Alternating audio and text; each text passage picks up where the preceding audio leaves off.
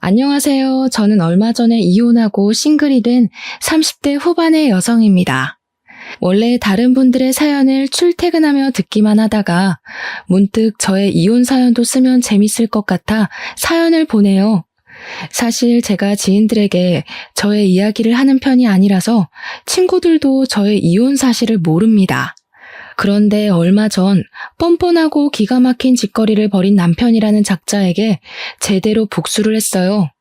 통쾌하고 짜릿한 이야기를 속 시원하게 말하고 싶은데 행복하게 가정생활을 하는 친구들에게 말하기는 뭔가 좀 그렇더라고요. 그래서 여기 청취자분들께 저의 이야기를 한번 들려드릴까 해요. 끝까지 잘 들어주세요. 저와 남편은 결혼 전 같은 회사에 다녔습니다.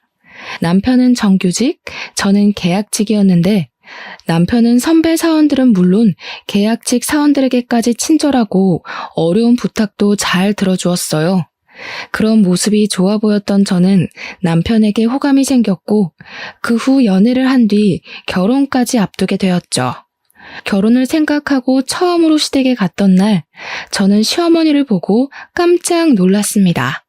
시어머니가 저를 어릴 때 키워주셨던 돌아가신 할머니와 쌍둥이가 아닐까 싶을 정도로 닮으셨더라고요. 시어머니는 저를 반기시거나 제게 웃음을 보이시지는 않았지만 그래도 참 좋았답니다.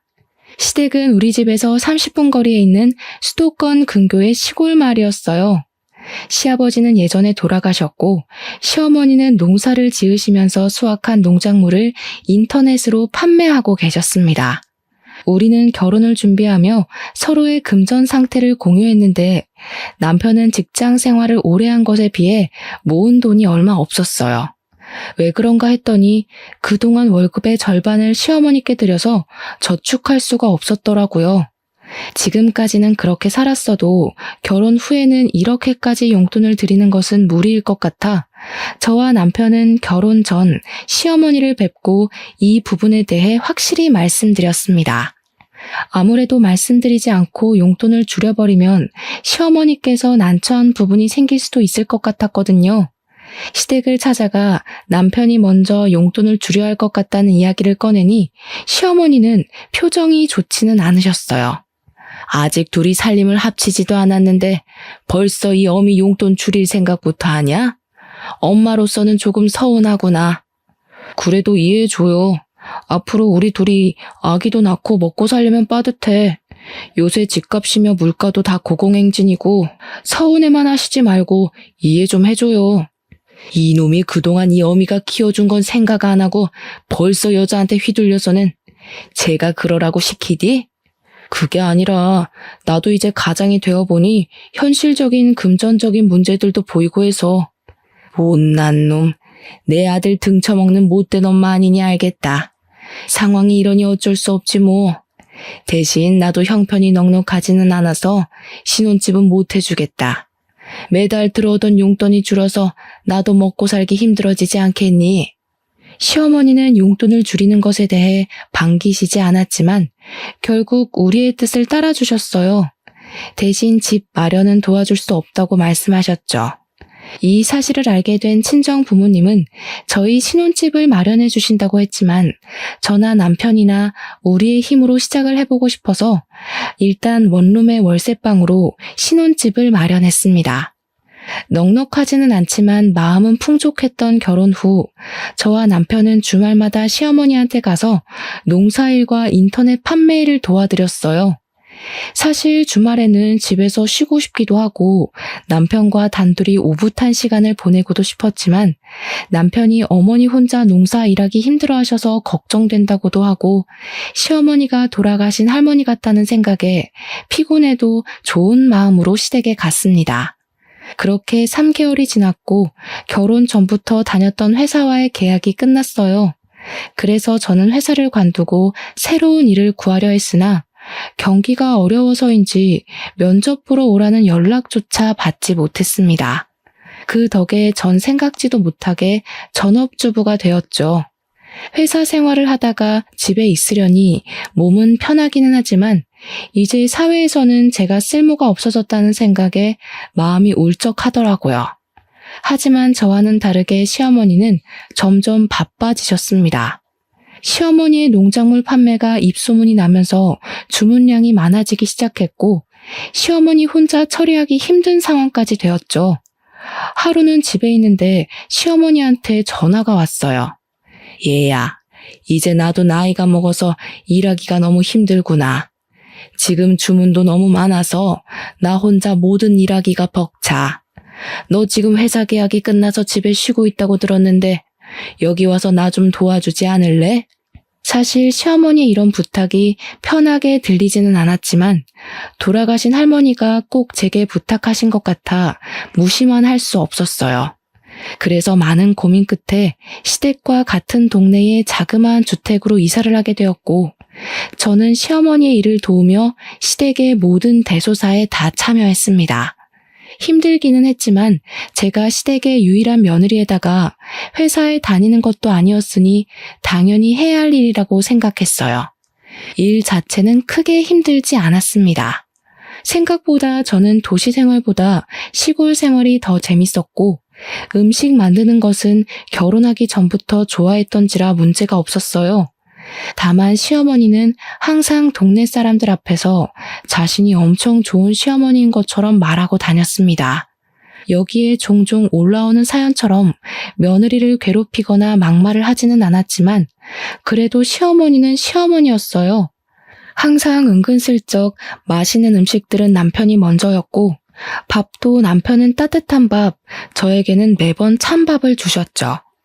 결혼 후 처음으로 맞았던 제 생일날이었습니다.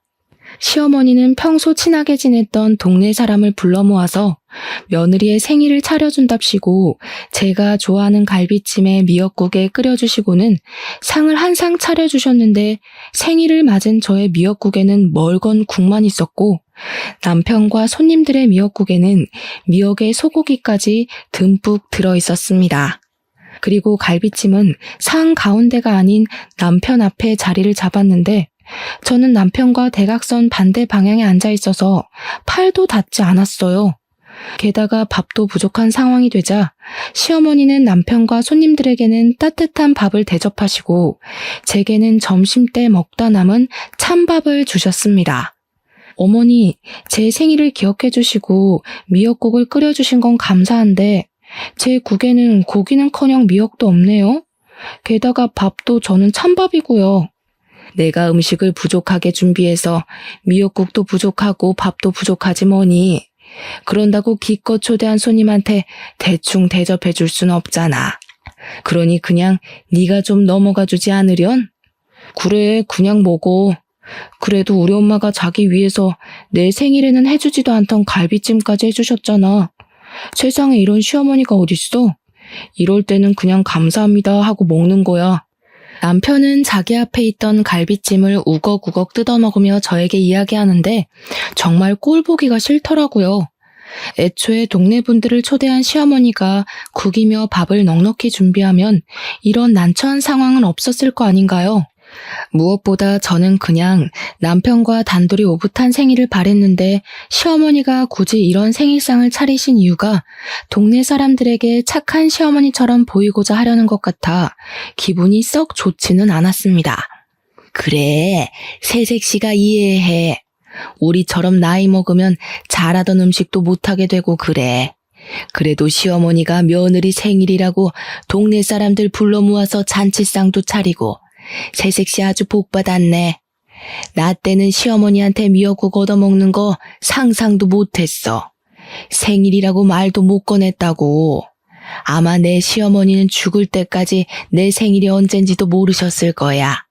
동네 할머니들이 하나같이 입을 모아 시어머니가 생일이라고 상을 차려주는 것이 어디냐고 하시는데 거기서 더는 말하기가 어려웠습니다. 저는 어쩔 수 없이 찬밥에 미역국을 말아서 먹었고 남편은 따뜻한 밥에 갈비찜을 아주 맛나게 먹었죠. 그리고 며칠 뒤 주말이라 시댁에 가서 밥을 먹었는데 또 시어머니는 또 찬밥을 주셨습니다. 그래서 이번에는 대놓고 남편의 따뜻한 밥과 제 찬밥을 바꾸었어요. 그 모습을 본 시어머니는 표정이 싸늘하게 굳었습니다.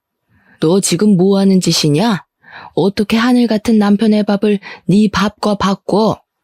저도 집에서는 가장 따뜻한 밥 먹고 살았어요.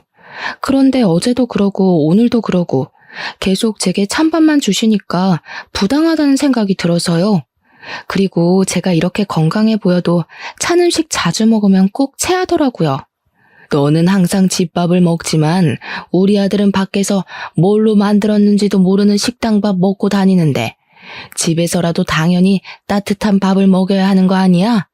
어머니, 저도 집에서는 귀하게 자란 딸이에요. 막말로 제가 집에서 놀기만 하는 것도 아니고 어머니랑 같이 일하는데 저도 따뜻한 밥 먹을 권리 있다고요.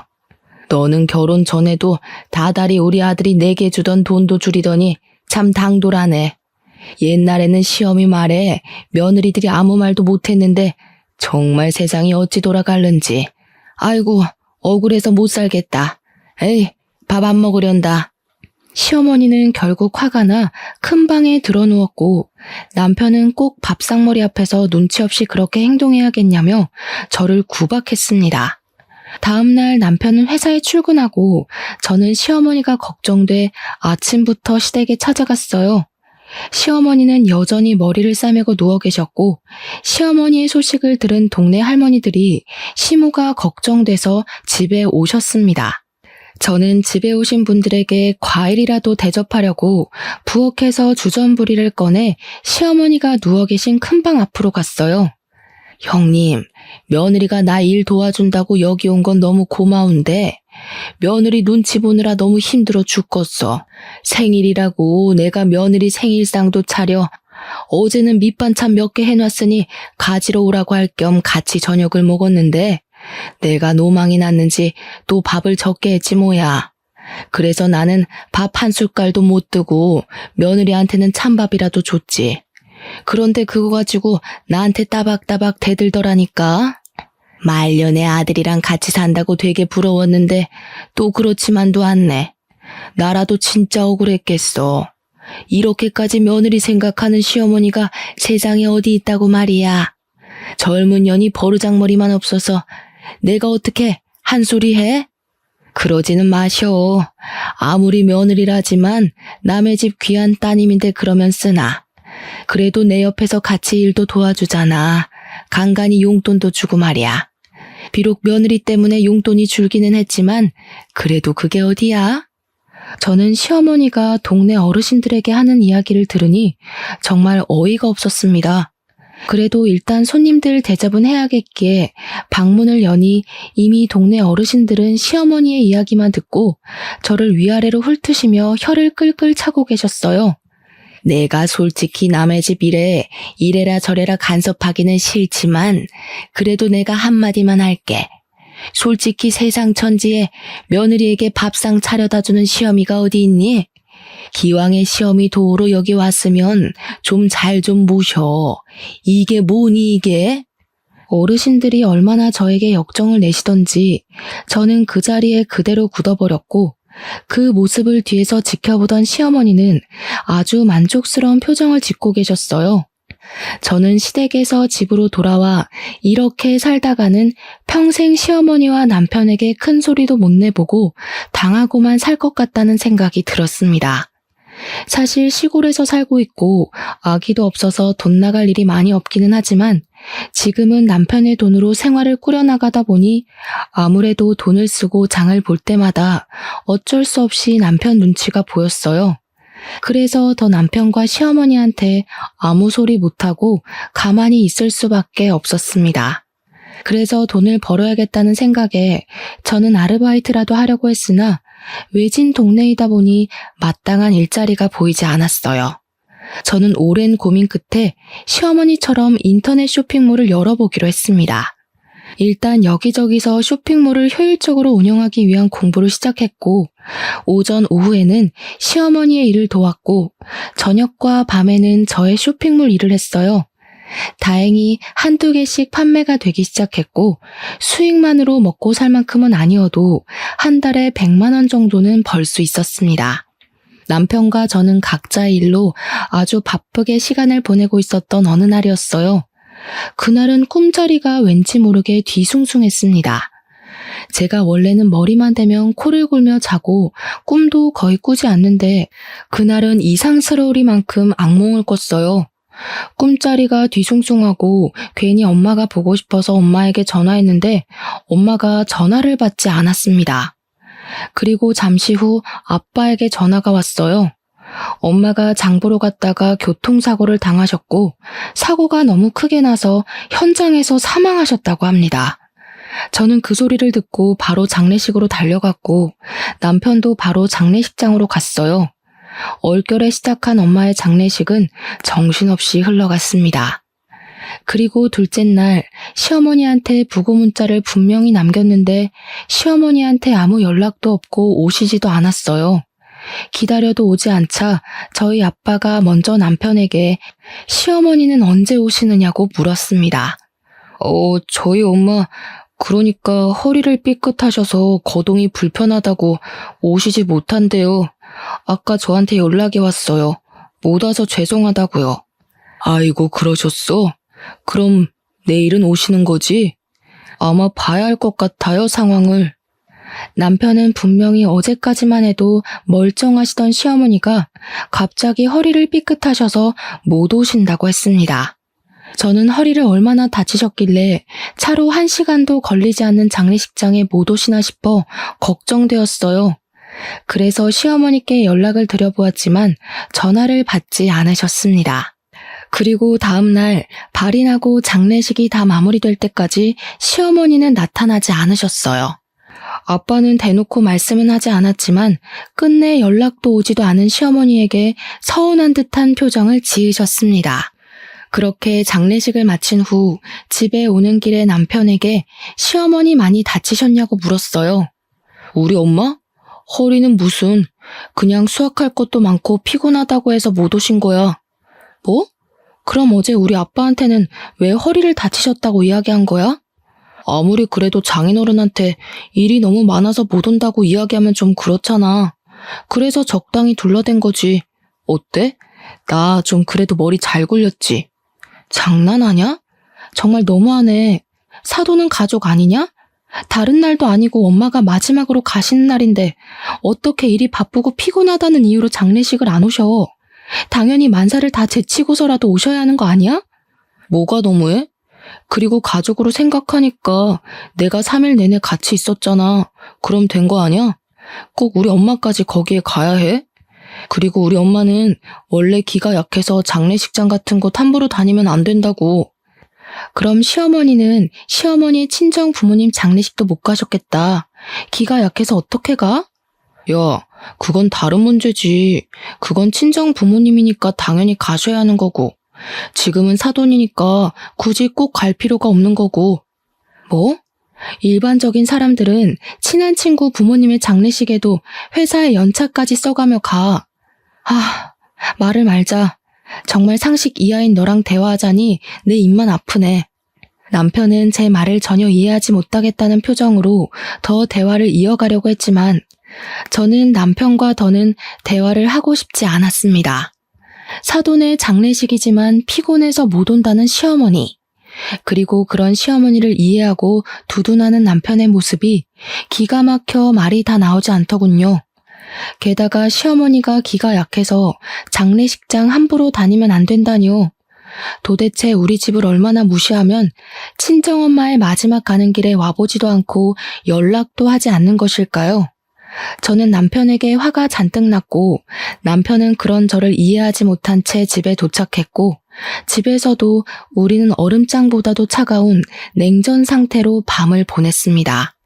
그리고 다음 날 저는 원래 남편이 출근 후 시댁에 갔지만 그날만큼은 시댁에 가지 않았어요.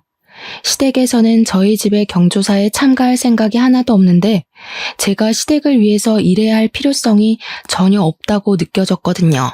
제가 가지 않으니 시어머니한테 전화가 왔습니다. 어제 장례식 마쳤다면서? 그럼 얼른 넘어와.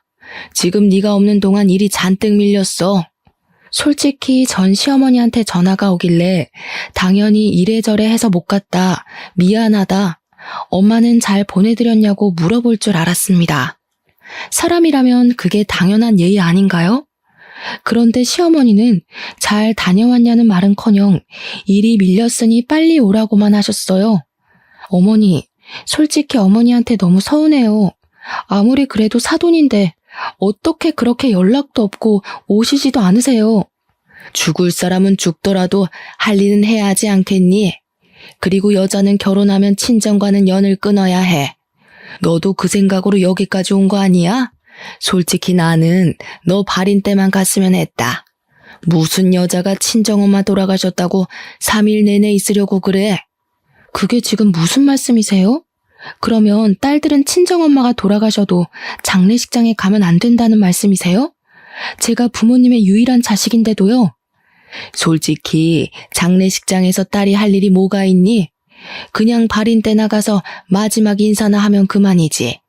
그러는 어머니는 어머니의 친정어머니 장례식 때도 발인 날에만 가셨나요? 너는 참, 내가 한마디 하면 그냥 네 하면 되지 꼭 그렇게 하나하나 따지고 들더라. 아주 버릇이 안 좋아. 내가 너 지금 지켜보고 있다. 뭐 하나 제대로 걸리기만 해봐. 그리고 빨리 넘어와 일이나 하게. 저는 시어머니와 대화를 하면 할수록 정이 뚝 떨어졌습니다. 그래서 그냥 아무 말 없이 전화를 끊어버렸고 이제부터는 절대 시댁 행사에 참여하지 않기로 했어요. 며칠 뒤 그날은 시아버지 제삿날이었고 역시 시어머니한테 전화가 왔습니다. 우리 제사 준비해야 해서 장 봐야 하는데 언제 오니? 저는 시아버지 얼굴을 본 적도 없는데 제가 왜 해요? 너 요새 왜 그러니? 요새는 일하러 오지도 않고 내가 너 없어서 얼마나 힘든 줄 알아? 언제까지 그렇게 애처럼 굴 거야? 넌 이 집의 며느리야. 그럼 며느리 도리는 당연히 해야지 않겠어? 시어머니는 저한테 며느리의 도리를 운운하며 도대체 왜 그러냐고 저에게 화를 내셨지만 저는 그냥 전화를 끊어버렸습니다. 그리고 그날 밤 퇴근한 남편이 저에게 얘기 좀 하자며 도대체 요새 왜 그러냐고 묻더라고요. 내가 안 그러게 생겼어? 다른 일도 아니고 장례식인데 오시지도 않고 오자마자 위로는커녕 일부터 시키고 어떻게 그래? 그럼 산 사람은 살아야지. 사람 죽었다고 생업을 다 포기하니? 그리고 누구나 다 나이 먹으면 죽어. 다만 장모님은 조금 그 순간이 일찍 온 것뿐인데 도대체 언제까지 그렇게 방황하면서 살 건데? 누가 언제 생업 포기하래? 너네 엄마 평생 일하지 말랬냐고. 그냥 딱 하루, 이틀만 와달라는 거였잖아. 아니 1년 365일 중에 길어야 단 이틀도 우리 엄마를 위해 시간을 못 내? 그것도 인생에서의 마지막 날을. 지금 이 시기가 얼마나 바쁜 시기인지 너도 알잖아. 지금 바짝 일해서 1년을 먹고 살아야 하는데. 그리고 너네 엄마 장례식 때 나만 가면 됐지. 우리 엄마도 꼭 가야 해. 저는 남편의 이런 말을 전혀 이해할 수가 없었고 그날 남편과 저는 큰 소리를 내며 대판 싸웠습니다. 다음 날이 되어도 남편에 대한 화난 감정은 풀리지 않았고 저는 너무 답답한 마음에 엄마를 모신 곳으로 갔어요.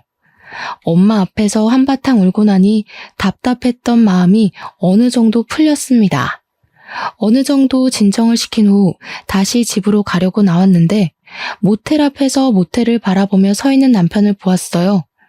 그런데 그 옆에 웬 여자가 있었고 그 여자는 아주 해맑은 미소로 남편의 팔짱을 끼웠습니다. 딱 봐도 남편과 그 여자는 모텔에서 나오는 길이었어요. 누가 보아도 남편과 그 여자는 애인 같아 보였죠. 저는 너무 화가 나 견딜 수가 없었고 이제 이 남자와 나는 더 이상 같이 살지 못하겠다 생각이 들었습니다.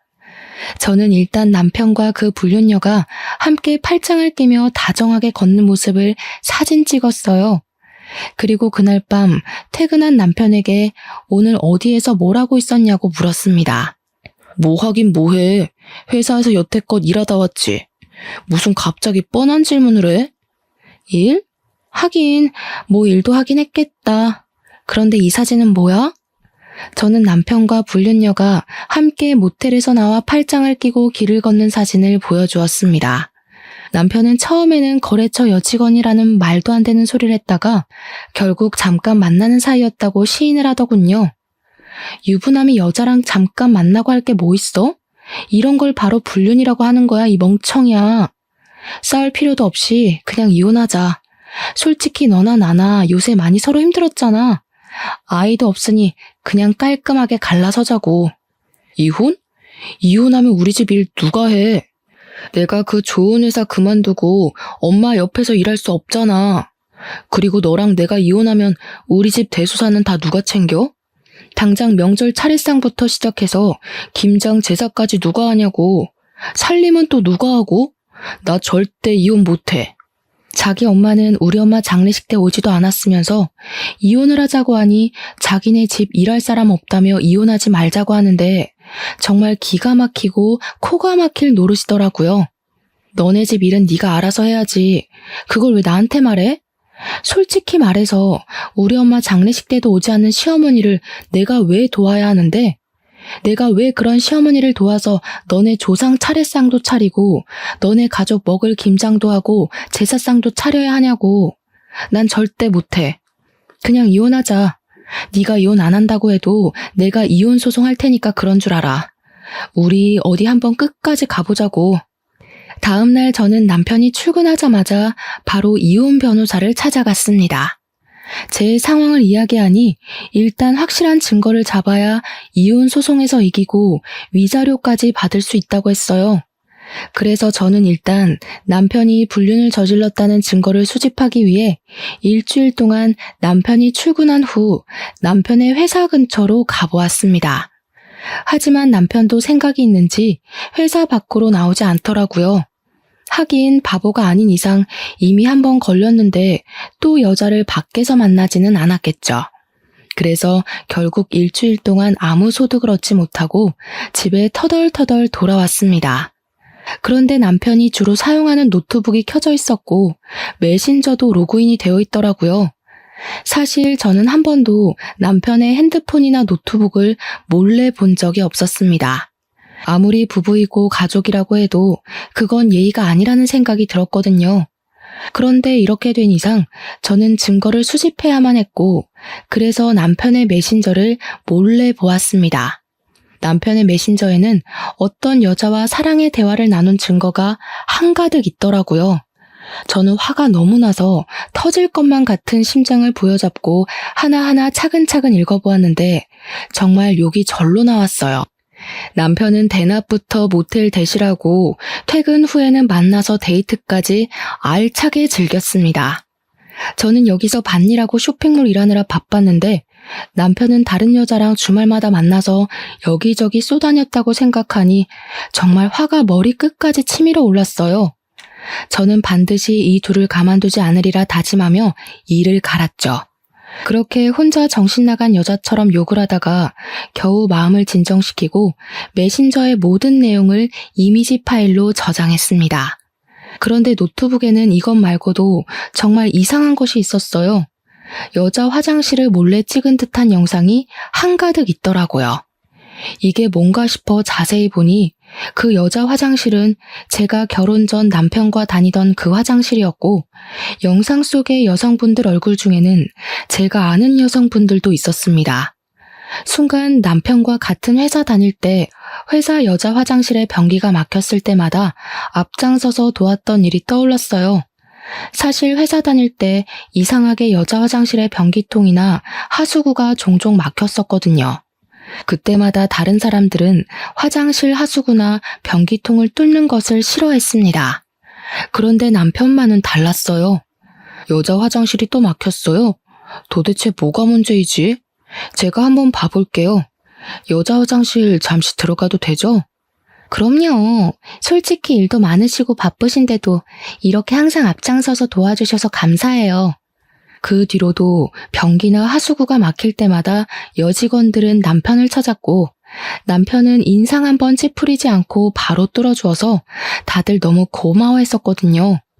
저는 설마 하는 마음에 일단 회사 다닐 때 친하게 지냈던 사장님의 막내딸에게 전화해서 부끄럽지만 남편이 몰래카메라 촬영을 하는 것 같으니 확인해달라고 했습니다. 사장님의 막내딸은 아직 회사에 다니고 있었고 다른 사람들보다 쉽게 사내 CCTV도 확인할 수 있었어요. 다음날 사장님 막내딸에게 CCTV를 확인했다며 전화가 왔습니다. 언니, CCTV 확인해 봤는데 충격적이에요. 왜 그런 남자랑 결혼했어요? 과장님 완전 사이코더라고요. 왜요? CCTV에서 뭐가 나왔는데요? 과장님이 그동안 여자 화장실에 들락날락하며 몰래카메라를 설치한 게 맞아요. 지금 회사 뒤집히고 난리 났어요. 사장님 막내딸 말로는 남편은 펜이나 서류 뭉치, 손수건 같은 것을 들고 실수인 척하며 여자 화장실에 들어갔어요. 남편이 나올 때는 들고 갔던 물건들이 사라졌었고, 그렇게 남편이 들어갔다 나오면 어김없이 여자 화장실 변기통이나 하수구가 막혔습니다. 그럼 남편은 이를 수리해준다는 핑계로 혼자 여자 화장실에 오래 있으면서 몰래카메라를 설치하고 배터리 교체 등을 마음 놓고 할 수 있었던 것이에요. 이 모든 사실을 한 저는 남편을 가만둘 수 없었습니다. 저는 사장님 막내딸에게 CCTV 영상을 보내달라고 했고 노트북 속의 영상들을 USB로 옮겨 담았어요.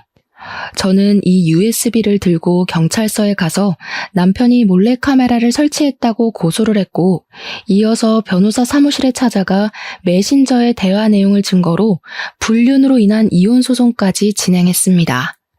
사장님 막내딸은 회사에 이런 사람이 있었다는 것에 크게 격분하며 바로 사장님께 보고했어요. 남편은 당연히 바로 회사에서 잘렸고 그렇게 잘리고 나오는 길에 경찰들에게 구속되었습니다. 저는 바로 구속이라는 소리를 듣고 그 모습을 보기 위해 회사 앞으로 갔어요. 남편은 저를 보고는 잠깐만 할 말이 있다며 저를 애타게 불렀습니다. 제발 우리 엄마만 모르게 해줘. 부탁할게. 우리 엄마 내가 이런 짓 했다는 거 알면 충격받으셔서 쓰러지실 거야. 대단한 효자 납셨네. 네가 한 짓거리가 잘못됐다는 건 아나 봐? 그걸 아는 새끼가 이딴 짓을 해? 지금 많이 반성하고 있어. 나도 내가 왜 그랬는지 모르겠다니까. 제발 우리 엄마한테는 아무 말 하지 말아줘. 그리고 너 아직 회사 여직원들이랑 가끔 연락하지? 그 여직원들이랑 친하게 지냈잖아. 여직원들에게 선처를 바라는 탄원서 좀 부탁할게. 우리 그래도 결혼까지 한 사이잖아. 안 그래? 그렇지. 결혼까지 한 사이이긴 하지. 그런데 말이야, 나 지금 변호사 사무실에 이혼한다고 너한테 소송 걸었어. 우리 이제부터 남남하자. 뭐? 소송? 네가 무슨 수로? 내가 이혼 합의 안 해주면 우리는 이혼 못해. 알지? 그야 네가 아무 잘못이 없을 때고. 근데 너는 조강지쳐 내버려두고 다른 년과 불륜을 저지른 유책 배우자라서 너의 합의 따위는 필요 없더라고. 그리고 그년이랑 아주 사랑의 대화를 진하게 나눴더라. 네가 그걸 어떻게 알아? 네가 어젯밤에 노트북을 안 꺼놨더라. 메신저도 그대로 로그인되어 있고. 잘했어. 그 덕에 네가 잘못한 것 만천하에 다 알리고 나도 이혼할 수 있게 됐네. 평소에는 도움이 안 되더니 막판에 아주 큰 도움 줘서 고마워. 남편은 제 말에 분노를 이기지 못해 난리를 쳤습니다. 그리고 저는 집에 가려는데 시어머니한테 지금 당장 마을 회관으로 오라고 전화가 왔어요. 사실 굳이 만나고 싶지도 않았지만 자기 아들이 몰래카메라를 찍고 경찰서에 잡혀갔다는 소식을 들으면 어떤 표정을 지을까 궁금해서 마을 회관으로 달려갔습니다. 얘야, 나는 네가 그동안 며느리 노릇을 하나도 하지 않았지만 그래도 싫은 소리 한 번 안 하고 꾹 참았다. 그런데 갑자기 우리 아들한테 이혼 소송이라니 그게 말이 된다고 생각하니? 맞아. 너 저번에 너네 시아버지 제사 때도 오지 않았다면서? 그리고 요새 너네 시어머니 얼마나 일이 많은데 어떻게 일을 하나도 안 도와줄 수가 있어? 이번에 혼자 밭일하다가 너네 시어머니 허리를 삐끗했어. 기왕 여기까지 온 거 너네 시어머니 좀 잘 모셔라. 너네 시어머니 같은 사람이 세상에 어디 있니? 사실 그동안은 시어머니가 동네 사람들 앞에서 온갖 착한 척해도 그냥 가만히 있었습니다. 그런데 이제는 예전의 제가 아니었어요. 이미 끝내기로 마음먹은 마당에 더는 말을 못할 게 없었습니다. 제가 예전엔 안 그랬는데 왜 이렇게 변했을까요? 한번 생각이나 해보셨어요? 지금 그게 무슨 말이냐?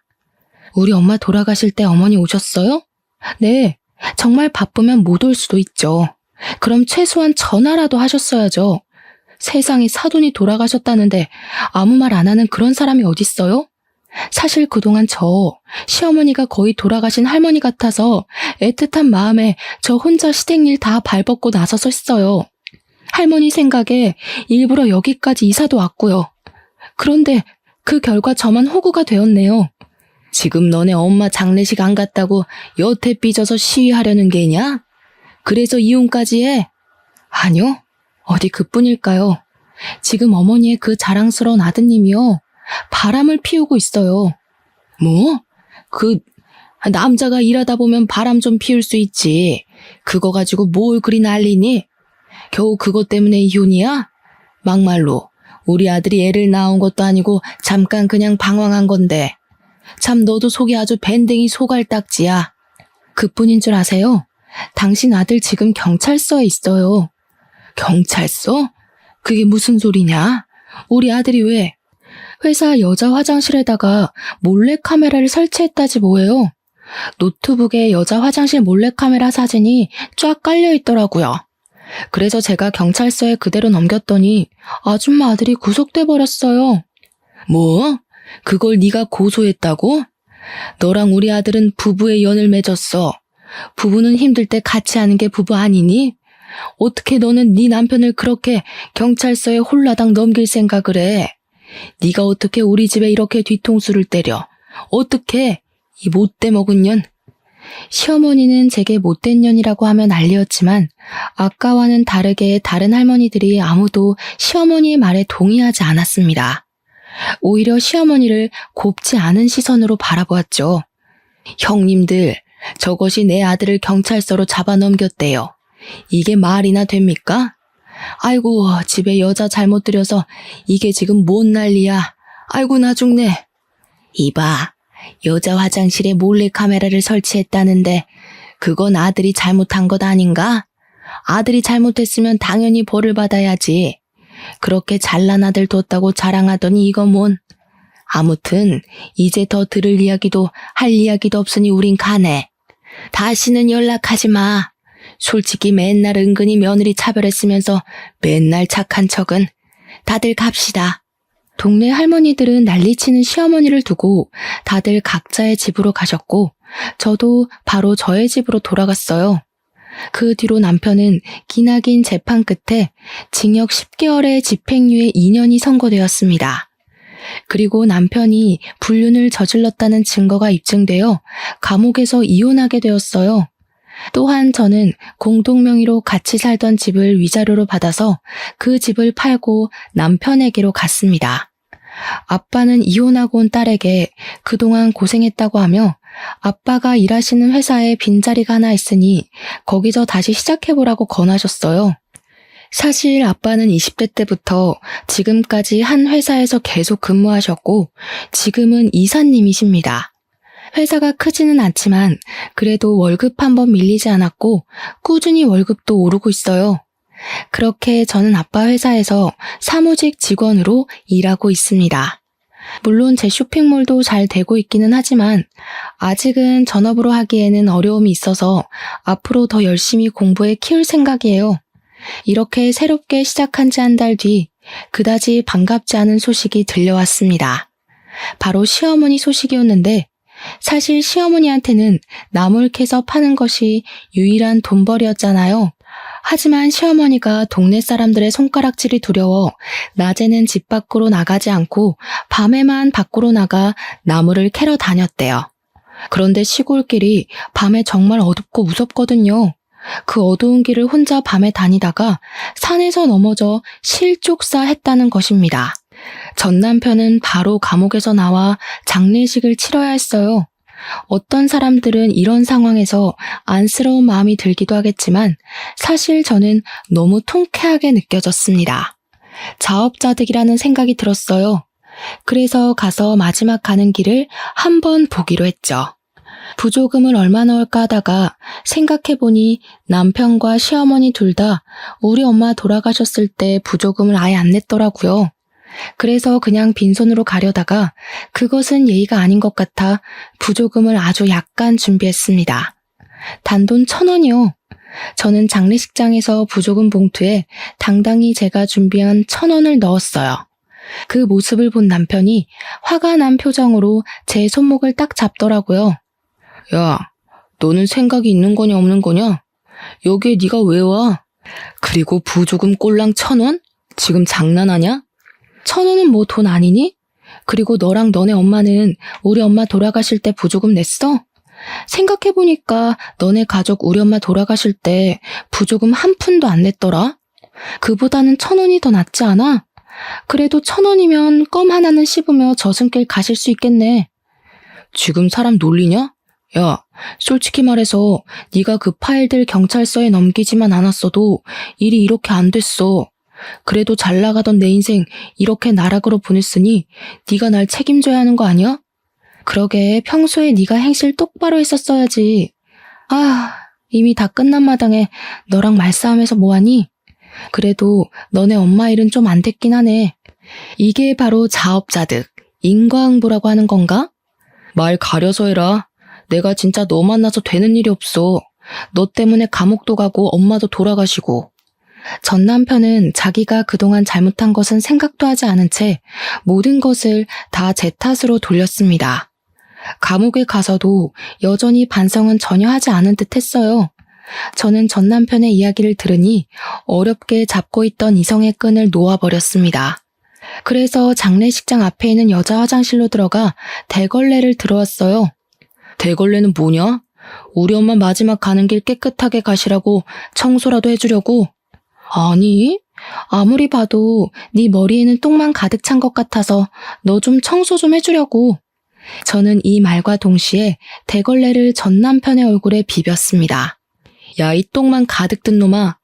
네가 걸레 같은 짓을 하고 다녀서 이렇게 된 건데 그걸 왜 내 탓을 해? 내가 생각할수록 어이없어서 그래도 여기서 싸우지는 않으려고 했는데 내가 괜히 왔다 싶다. 감옥 갔다가 나오면 걸레 같은 짓 그만하고 좀 똑바로 정신 좀 차리고 살아. 내가 이 대걸레로 네 얼굴 닦아줄 테니까 제발 이제 사람 좀 되라. 대걸레로 세수한 남편은 나에게 세상의 모든 욕을 다 하며 난리를 쳤고 저는 그런 남편에게 대걸레 던져주고 나왔습니다. 남편이 정신 나간 놈처럼 소리 지르니 옆방 다른 유족들과 장례식장 관계자들이 다 나와 남편을 구경하더라고요. 저는 그분들에게 큰 소리로 이렇게 사과의 말씀을 전했습니다. 소란을 피워 죄송합니다. 그런데 저놈이 여자 화장실에 몰래카메라를 설치해서 감옥에 갔거든요. 제가 사람 좀 되라고 대걸레로 얼굴 한번 문질러 줬습니다. 죄송합니다. 이 말을 하고 저는 장례식장을 빠져나왔고 그 뒤로는 전 남편 놈이 어떻게 되었는지는 잘 모르겠습니다. 이날 장례식장에서 나오면서 얼마나 기분이 통쾌하고 짜릿하던죠. 10년 묵은 채증이 확 내려가 하늘을 날아갈 것만 같은 기분이었답니다. 이 글을 쓰는 지금도 전 남편 놈이 대걸레로 얼굴을 문대고 화를 내는 장면이 떠올라 미소가 절로 지어지네요. 저는 이렇게 저의 친정을 무시했던 시댁에 이렇게 짜릿한 복수를 했습니다. 지금은 열심히 제 일도 하며 그 어느 때보다 바르고 보람찬 하루하루를 보내고 있어요. 저의 살아온 이야기 어떠신가요? 부디 저의 이야기를 듣는 여러분이 재밌으셨기를 바라며 이제 마무리를 지어볼까 합니다. 오늘 남은 하루 행복하게 보내세요. 감사합니다.